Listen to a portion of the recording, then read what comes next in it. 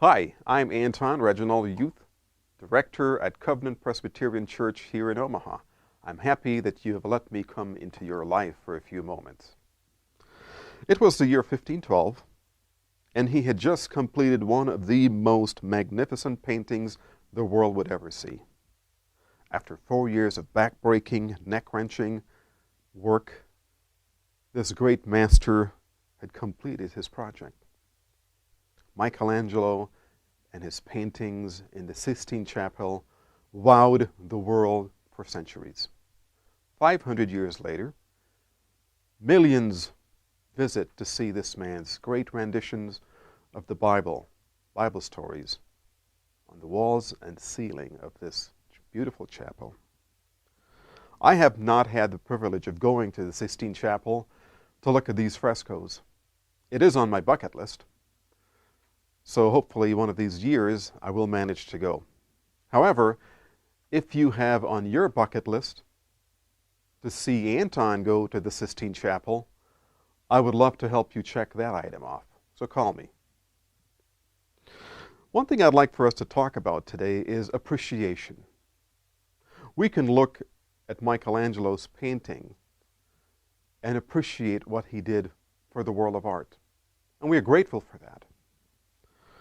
Similarly, we should be very appreciative and grateful for the work that God has done for us, going back thousands of years ago to the dawn of creation. We can look out of our window and see the beauty of nature, or we can look right next to us and see the beauty in the person that He's created and placed right next to me and to you. The Apostle Paul, writing to the Thessalonians, wrote this. He said, "Give thanks in all circumstances, for this is the will of God concerning you." This may be difficult to do in this day, when you're trapped in your home, you can't go anywhere because of this tiny virus that's trying to decimate our world. But if you can take the time to appreciate what God has done for you. He sent His Son to rescue you. He's given you life. He's redeemed you, and He's promised a life, a better life for you after all this is over, after COVID-19, and when we get to be with Him in heaven.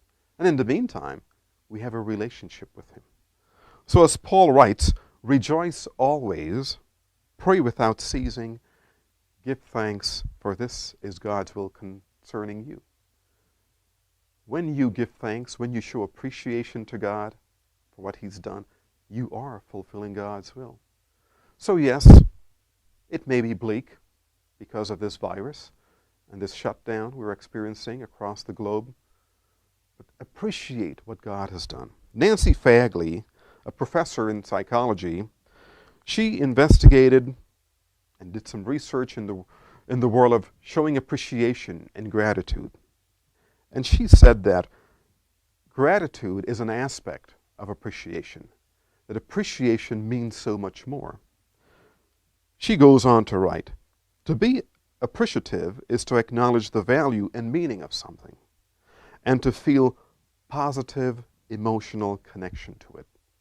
So it's much stronger than gratitude, which is good, but to really appreciate something motivates us to live a life of gratitude. So in this time we're in, may your love for God result in appreciation, which will motivate you not only to be grateful and to show gratitude, but also to invest in the lives of others around you, especially since that's pretty much what we can do a lot now. So yes, stop and smell the roses. Well, not literally. Maybe you should disinfect them first. But stop and smell the roses. Watch the grass grow. We have the time for it. Enjoy, appreciate what God has given us. Because remember, in showing appreciation, you're fulfilling God's will for your life. So enjoy, appreciate, and show gratitude for what God has done for you.